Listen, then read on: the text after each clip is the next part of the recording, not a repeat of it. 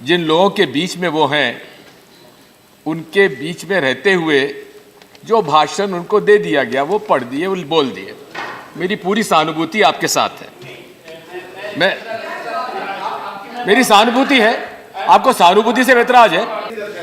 माननीय सभापति महोदय, मेरी सहानुभूति से अगर माननीय सदस्य को आपत्ति, मुझे ऐतराज नहीं है। विषय पे माननीय उपसभापति महोदय, माननीय हमारे सुधांशु त्रिवेदी जी ने जो भाषण दिया, मैं उन्हें बहुत ही धन्यवाद दूंगा, क्योंकि उन्होंने वाकई में गंगा जमनी संस्कृति, इस देश का इतिहास को उन्होंने अपने भाषण में उसका उल्लेख किया। और उन्होंने ये बात भी कही कि आज क्राइसिस ऑफ क्रेडिबिलिटी है, कहा ना आपने, लेकिन क्राइसिस ऑफ क्रेडिबिलिटी के साथ क्राइसिस ऑफ कॉन्फिडेंस भी है। माननीय उपसभापति महोदय,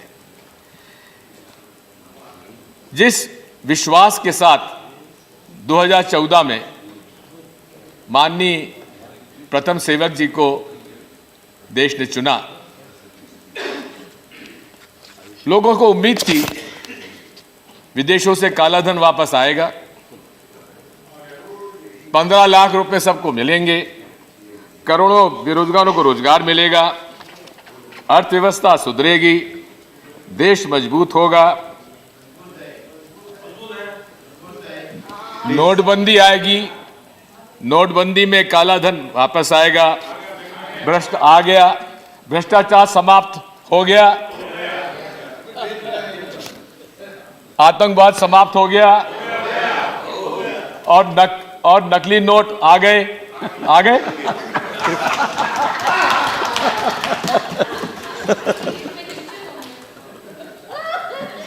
कृपया आपस में टिप्पणी न करें। सर, ये बात मैं कहना चाहता हूं, आज हमारे सुब्रमण्यम स्वामी साहब यहां उपस्थित नहीं है। इस देश के इकोनॉमिक हालत क्या है, जरा उनसे पूछ लीजिए। भूपेंद्र यादव जी, आप उनसे जरा राय ले लीजिए एक बार बैठ के। निर्मला सीतारमण जी को थोड़ा सा ज्ञान दिलवाइए उनसे, वो क्या कहते हैं इस देश के हालात के बारे में। जीडीपी गिर रही है,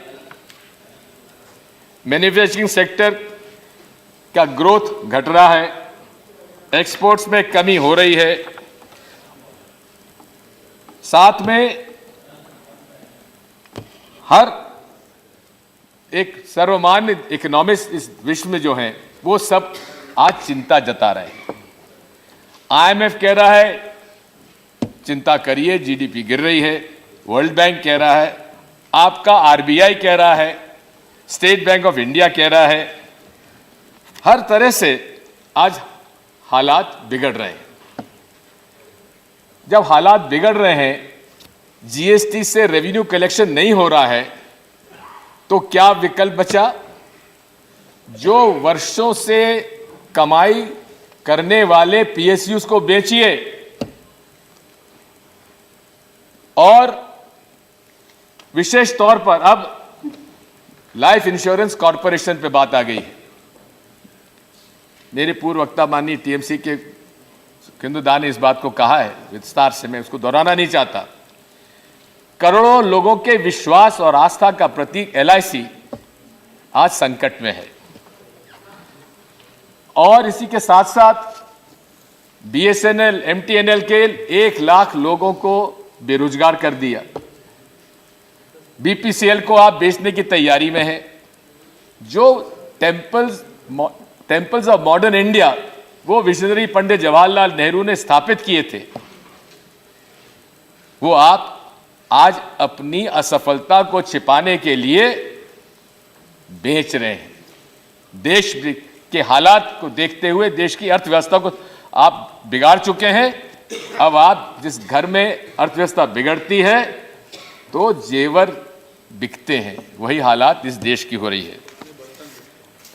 आपने बड़ी बात की थी, हम लोगों ने एसआईटी बना दी, काला धन लाएंगे विदेशों से। उस एसआईटी का हश्र क्या हुआ, उसकी रिपोर्ट कहाँ है, हम आपसे जानना चाहते हैं।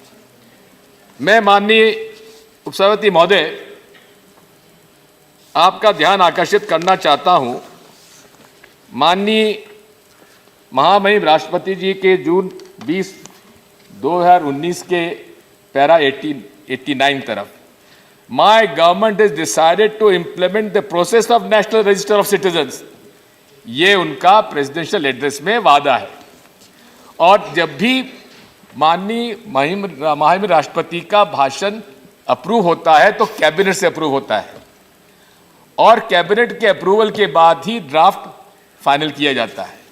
लेकिन माननीय प्रधानमंत्री जी भाषण में कहते हैं ये सब झूठ है, एनआरसी की कोई चर्चा नहीं है, कैबिनेट में बात ही नहीं हुई। यानी कि कैबिनेट में बात ही नहीं हुई। मैं तो कहता हूं ऐसे कैबिनेट सेक्रेटरी जिसने बिना कैबिनेट के मंजूरी के राष्ट्रपति जी से वो भाषण दिलवा दिया, उस पर कार्रवाई होना चाहिए। तो रिटायर हो चुके हैं, अब क्या बर्खास्त करिएगा। लेकिन प्रश्न इस बात का है कि आपने माननीय राष्ट्रपति जी से वो सब कहलवा दिया और उसके बाद माननीय प्रधानमंत्री जी कहते सरासर झूठ है, असत्य है। मैं पूछना चाहता हूं गृह मंत्री जी से, आप क्रोनोलॉजिकल ऑर्डर हमको समझाते हैं, पहले क्रोनोलॉजी समझाते हैं, पहले नागरिकता कानून आएगा, सिटीजन एक्ट आएगा, फिर एनपीआर आएगा और फिर एनआरसी आएगा।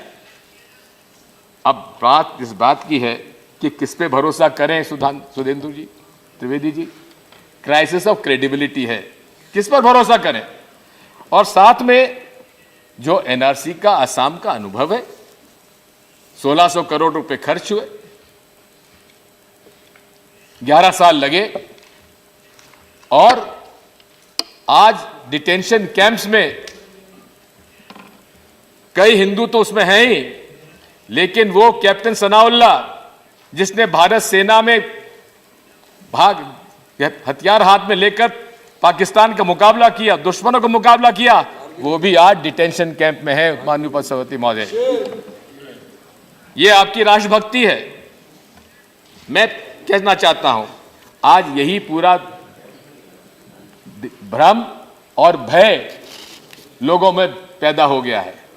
कल से आप एनआरसी लागू करेंगे, एनआरसी में किसी के पास सर्टिफिकेट नहीं बना, आपने डिटेंशन कैंप्स तो बनाने शुरू कर दिए, अब उसमें भी क्राइसिस ऑफ क्रेडिबिलिटी है। कुछ कहते हैं कि डिटेंशन कैंप है, कुछ कहते हैं नहीं है। हमारे पास प्रमाण है, लोग बाग उन डिटेंशन कैंप्स में हैं, डिटेंशन कैंप्स में लोग मर रहे हैं। मैं आपसे कहना चाहता हूं इसके बाद कि सीए लाया क्यों गया, नागरिकता कानून लाने की आवश्यकता क्या थी? आपको जिसको मर्जी थी आप नागरिकता उसको दे देते। किसने मना किया था आपको? आपने क्या अदनान सामी को नागरिकता नहीं दी थी? दी आप लोगों ने। और मैं तो आप इस बात को फिर से हिंदू मुसलमानों में बांटना चाहते हैं। मैं तो बधाई देता हूं स्वामी स्वरूपानंद जी, आज सबसे वरिष्ठ सनातन धर्म के हमारे शंकराचार्य, उन्होंने कहा है कि नागरिकता कानून लाने की आवश्यकता नहीं थी। ये केवल एक वर्ग को भयभीत करने के लिए यह कानून लाया गया है। और स्वाभाविक है, मैं आपसे बात, भूपेंद्र यादव जी कहते हैं टू नेशन थ्योरी, आप बंटवारा कर रहे हैं। अरे जनाब, बंटवारे की शुरुआत तो आप लोगों ने की है। सावरकर जी, जिन्ना जी, कि इन लोगों ने टू नेशन थ्योरी लाए नहीं का सबसे पहले सुझाव नहीं दिया था? जी हां, सावरकर जी और जिन्ना जी, क्योंकि आप लोगों ने जिन्ना जी को, आपने मोहम्मद अली जिन्ना जी को आपने कहा था वो सबसे ज्यादा सेक्युलर है। आपके मजार पे जाके माथा टेकने वाले आप लोग थे, हम लोग नहीं थे। मैं आपसे कहना चाहता हूं, आप लोग इस बात को समझ लीजिए कि ये आज जो हालात इस देश में हैं, आज इस देश में जो हालात हैं, उस देश की हालात में बिगाड़ने का आपकी विचारधारा को मैं दोष देता हूं। बचपन से नफरत लोगों के दिमाग में पैदा की जाती है। आज लड़ाई विचारधारा की है। एक तरफ प्रेम और सद्भाव है और दूसरा तरफ नफरत और नफरत से पैदा होने वाली हिंसा है। मैं कहना चाहता हूं, आपके लोग मुझ पर मुसलमान परस्त होने का मुझे आरोप लगाते हैं। मैं इंसानियत परस्त हूं, ना मुसलमान परस्त हूं, ना हिंदू परस्त हूं, लेकिन इंसानियत परस्त हूं। इंसानियत आज खतरे में है, यही मेरी आपसे लड़ाई है। The very idea of India is under threat. अनेकता में एकता इस देश की सबसे बड़ी ताकत है, जिसे आप समाप्त करने में लगे हुए हैं। मैं आपसे अनुरोध करना चाहता हूं, जरा अटल बिहारी वाजपेयी जी को तो जरा सोचिए। आज अगर आप ये हालात जम्मू कश्मीर में आपने जो बनाए, अगर अटल जी होते तो ये हालात कभी नहीं बिगड़ते। कश्मीर, अरे आप कृपया टोका टिप्पणी ना करें। मेरा इन्होंने 3 मिनट ले लिया है, मैं 3 मिनट एक्स्ट्रा बोलूंगा। अटल जी कहते थे कश्मीर का हल काहे में है? जमहूरियत, कश्मीरियत और इंसानियत। आपने JNK के 370 हटाकर बिना जम्मू कश्मीर के लोगों के पूछे आपने अटल बिहारी वाजपेयी की आत्मा को जो पीड़ा दी होगी, आपको भुगतना पड़ेगा। मैं आपसे कहना चाहता हूं, पूरे आप आज भी तीन हमारे भूतपूर्व मुख्यमंत्री कश्मीर के जेल में है। आप कहते सामान्य है, अगर सामान्य तो छोड़ते क्यों नहीं है? आपको बड़ा एतराज था कि ब्रेक्सिट के वहां पे यूरोपियन पार्लियामेंट के अंदर क्यों चर्चा हो रही है? उन यूरोपियन पार्लियामेंट के समूह को ले जाने में आपको एतराज नहीं है, और हम लोग जाएं तो हम लोगों को पर मनाही है। राहुल गांधी जाएं, सीताराम येचुरी जाएं तो आपको एतराज होगा। ये कहा का दोहरा मापदंड आप लोगों का है। मैं आपसे कहना चाहता हूं कि आज गुलाम नबी आजाद साहब को सुप्रीम कोर्ट से आदेश लेना पड़ा, उसके बाद उनके घर जा पाए। माननीय सभापति महोदय, भूपेंद्र यादव जी रामधुन की बात कर रहे थे। महात्मा गांधी को आपने शायद पढ़ा नहीं होगा, आपने तो बंच ऑफ थॉट्स पढ़ के आए होंगे, या सावरकर पढ़ा होगा। महात्मा गांधी आपने नहीं पढ़ा। रघुपति राघव राजा राम, ईश्वर अल्लाह तेरे नाम, ये मूल भावना थी महात्मा गांधी की, जिसको आप भुला रहे हैं। सुन लीजिए, ये सम्मति दे भगवान, आपको भी सम्मति दे भगवान, आपको सम्मति दे भगवान। मैं आपसे कहना चेयर को एड्रेस करें। जी, मैं आपसे कह रहा हूं, आपके माध्यम से कहना चाहता हूं कि हे, मेरा आपसे अनुरोध है। अभी आप हमारे नकवी साहब चले गए, कह रहे थे इस देश के मुसलमानों ने भरोसा किया, इसको हिंदू राष्ट्र नहीं बनने दिया। भाई, आप अपने आप को कॉन्ट्रडिक्ट कर रहे हैं।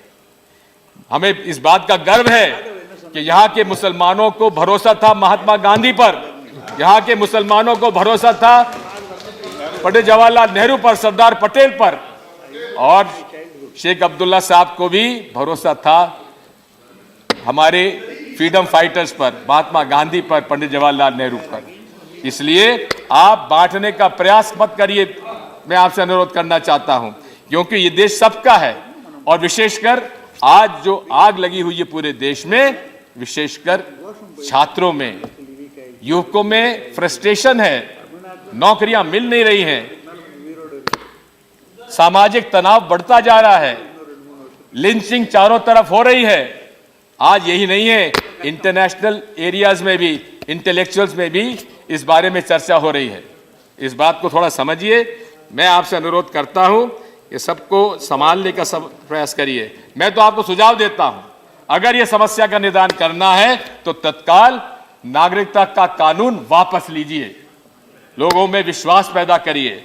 अगर आपको यहां पर इस तनाव को समाप्त करना है तो NPR NRC को लागू करने की बिल्कुल साफ मना कर दीजिए।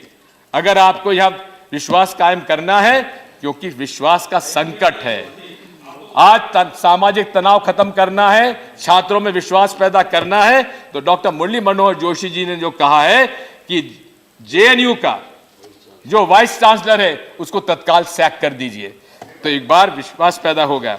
मैं आपसे अनुरोध करना चाहता हूं कि आज इस संकट से गुजरने के लिए माननीय सुप्रीम कोर्ट आज हमारे एक आशा की किरण नजर आती है।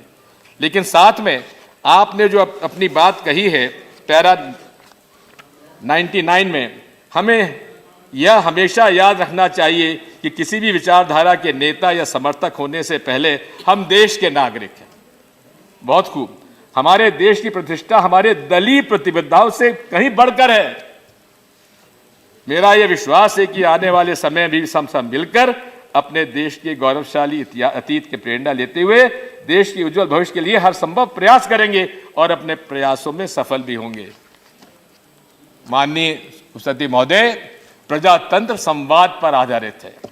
जो लोग शाहीन बाग में बैठे हुए उनसे आप संवाद की स्थिति क्यों नहीं आप स्थापित करते हैं? चर्चा करिए, मन की बात सुनाते हैं, लेकिन हम लोगों की बात क्यों नहीं सुनते हैं? उन लोग आज धरने पर बैठे हैं, महिलाएं बैठी हैं, बच्चे बैठे हुए हैं, उनसे आप बात करने की क्या दिक्कत है? चर्चा करिए।